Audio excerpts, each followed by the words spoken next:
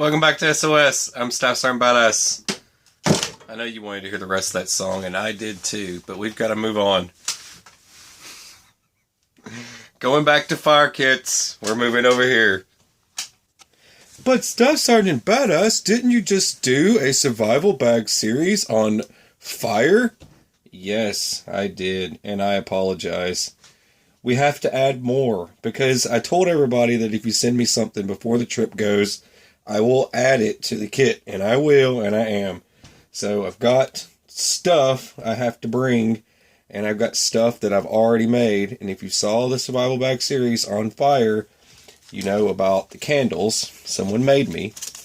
I love this handmade stuff, okay, and I want to take it and play with it. There's the wax candles. You pull one of these out, just like that. It's dipped in wax.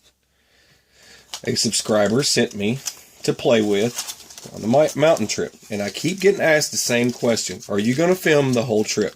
Yes, we are, and we are going to test this stuff all the way. Okay, so you can see what all this stuff is going to do on the trip. Okay, now there's one just like it. One's for my friend that's coming with me. He's getting one, and I'm getting one. Now we've explained this before. I'm making a fire kit for him as well. Now, this is magnesium, and then there's your ferro rod, okay? And that's made by Coleman, and you can see it's also made in China. China! Why? But anyways, a subscriber in Canada sent me this, and I'm bringing this along. One person gets this, and a recent add-on is from a subscriber that's also a veteran that sent me some stuff. Now, I'm going to get into this in a mail call, and I'm going to have it for the mail call as well.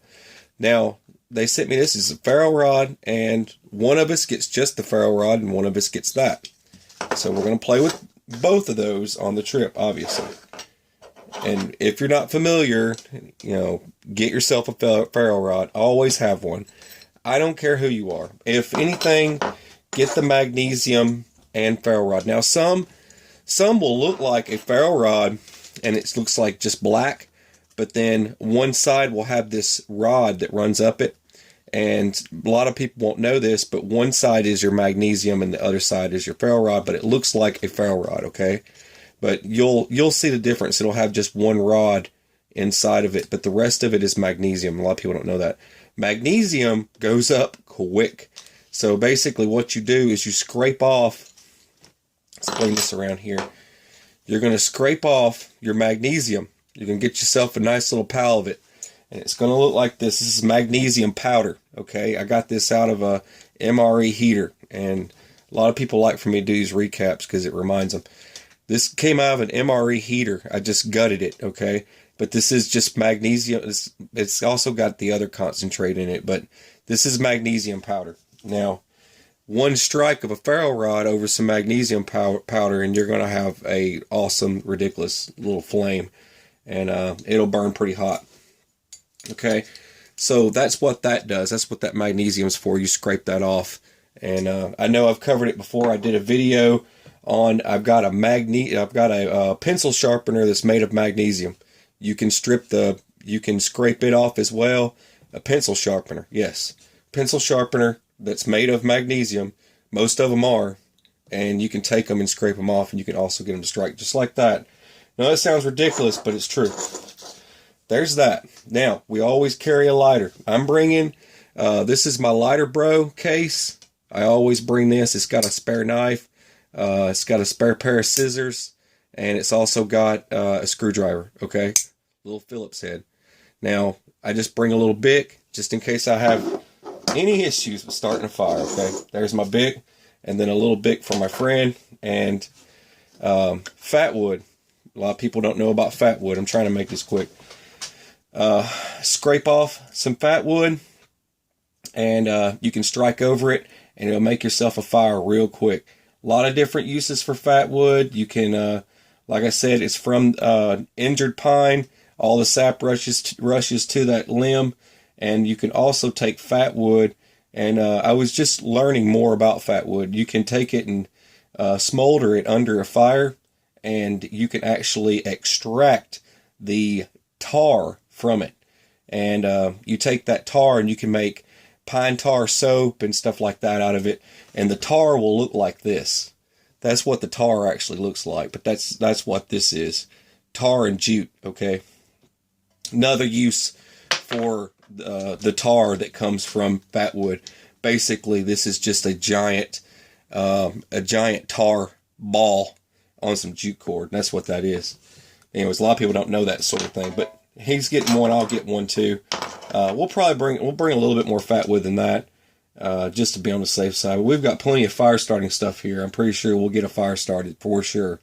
But one of these for myself, one of these for him, and we've also got these. This is made of some concentrated, very flammable wax and jute. Also, has got some jute cord in there. A couple of these weird things. I wanted to give them a try. It's like a candle type thing. Just wanted to play around with them. But we're bringing those out. And these are the inserts out of tampons. If you're not familiar, you can basically break this stuff up and get it nice and powdery like, and you could strike a striker right over the top of it, and it's going to flame up pretty big. But a couple of these split up amongst us, just so we have some extra tinder. Like I said, magnesium powder, one for myself and one for my buddy. These are cotton balls in Vaseline, and you can just look that up. Basically, you can use this one at a time, or you can just light one into this. But I wrap mine up in, this is just some wax paper. I wrap mine up in wax paper just to keep it from getting all over the place. Cotton balls. That's it, with some Vaseline. There you go. You could also use antiseptic cream and stuff like that, or all sorts of weird stuff. It all works the same.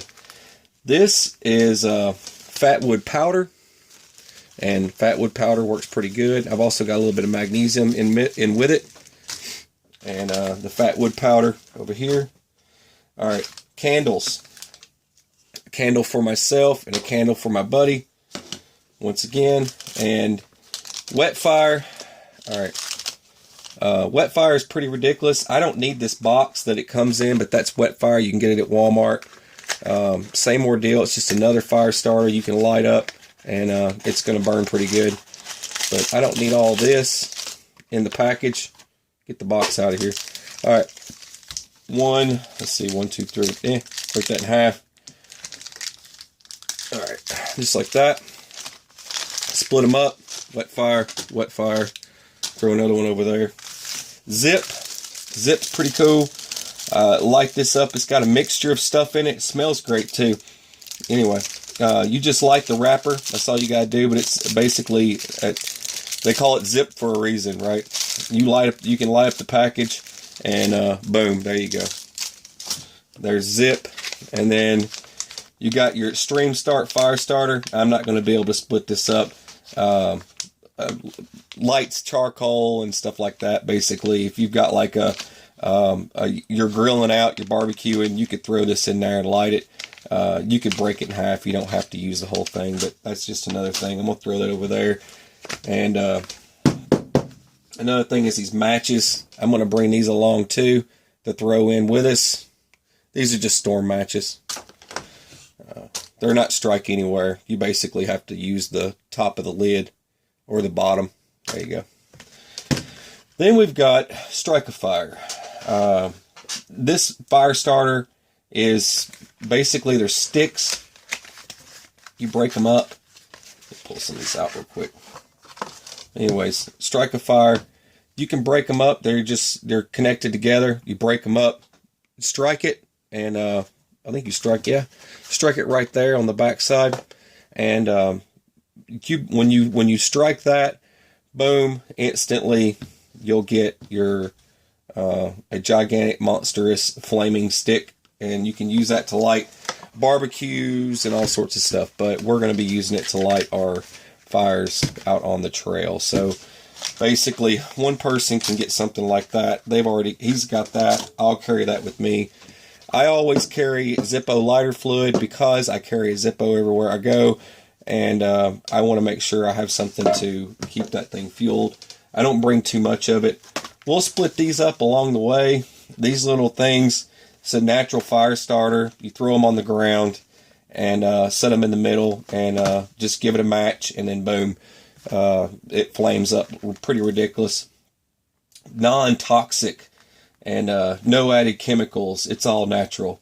So I'm assuming these are dry. Yeah, it's dry like brush or something like that in these little cups.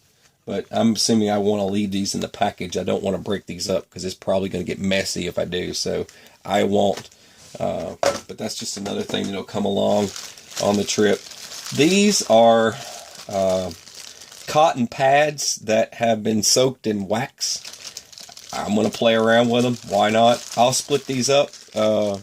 I'll probably split this stuff up. So he's got some and I've got some once I get a chance for some different Ziplocs. This thing, like I said before, I'm still bringing it. It's the solar cigarette lighter, but I'm going to use it to play around with. Craig in Australia sent it out, and I just wanted to, I've never seen one before, but I'm going to use this to not light cigarettes with, but I'm actually going to stick some cotton in here and see if I can actually get the cotton ball to actually light up. But yes, I will film all this ridiculous stuff going off on the trip. I just wanted to give you an update on this, and I'm getting ready to make the video on water and miscellaneous and a couple other things. So I've got to finish this. I've got to finish this build up. This is last minute items. I figured I'd share it with you guys. I know you enjoy it and you love seeing this stuff, so I want to make sure I share it with you. But one thing, if you're building a fire kit, if you're working on something for your bug out bag and stuff like that, this is massive amounts of ideas for it. Okay, you could get by with minimal. You don't need this much stuff to go with you. But me and my friend, we're going to play with this stuff, and we're going to get it on film of us doing stuff with this stuff and showing you, hey, that's what it looks like when you light that up. That's what it looks like when you do that. And that's how well it works. And if we get rain, that's another true test, because we do get rained on. And when we do get rained on, it's going to be a true test of some of this stuff to see if it will get us a fire when it's in a stormy condition. That was the hardest struggle when we went on our first hike through, I think we were in Black Mountains.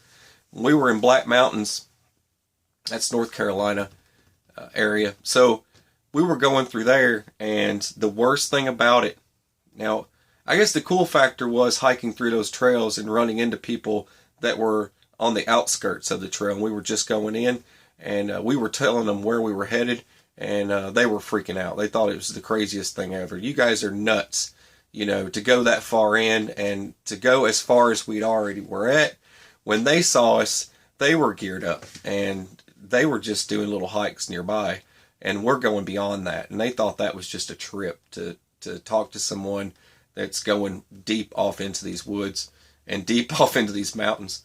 They thought that was the craziest thing ever. And the first night, we found a waterfall and we built a fire there.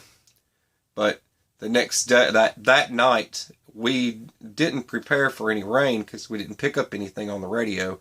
We were listening to NORAD to see if we could get some weather reports. We didn't get anything on heavy weather for our area, so we assumed we'd be all right. So we threw our hammocks up and fell asleep, and in the middle of the night we're soaking wet. And luckily the first few drops actually hit me, and I snapped to pretty quick, and I started pulling out the tarp and everything and getting it laid out over us. But the next day, getting where we're going to set up a camp again was a pain in the butt, because we had to climb underneath fallen logs and debris and stuff like that to try and scrape off any kind of debris we could to get a fire going. So to have this stuff with you is very important, okay? That's the reason why. It might seem a little ridiculous to some people because they haven't been stuck in that scenario before. And I have, and I don't like it. I don't want, if it's wet, I want to get warm. I want my boots to dry out, and I want my clothes to dry out. And the faster I get a fire going, the faster I'll get warm, and I won't freeze to death in the middle of the night, because it does get cold in the middle of the night in the mountains. And that's just the way it is. It doesn't matter what time of year it is. Dead summer or dead winter, it doesn't matter. You're still going to freeze. So just keep that in mind. If you're going on these hikes and you feel like Rambo, bring yourself some stuff to start a fire. You know, you could dig around and eventually get a fire going, because we did. But it took forever. I mean, we were making feather sticks and all this stuff and doing everything we're supposed to do to get a fire going. And it was not that easy, okay? Keep that in mind. All right, so that's that, and I hope you enjoyed it. That's just, I had to go back and I had to update the video.